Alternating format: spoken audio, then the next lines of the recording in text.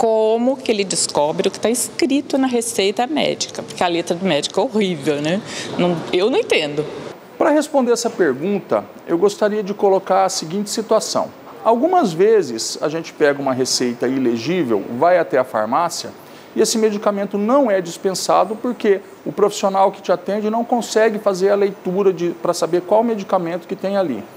Às vezes a pessoa vai de uma farmácia, passa em outra e acaba chegando em uma terceira ou quarta farmácia, aonde alguém ali, algum profissional que está atendendo, acaba descobrindo, decifrando o que está escrito e acaba entregando o medicamento.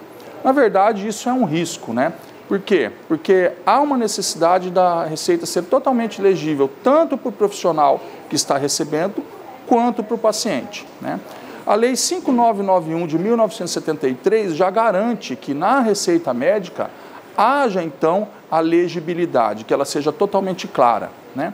Além disso, o Código de Ética Médica também preconiza que todo receituário ou todo laudo feito pelo médico seja totalmente legível, que a gente saiba exatamente o que tem ali para que não ocorra nenhum tipo de erro, porque pode trazer um grave problema para o paciente, né?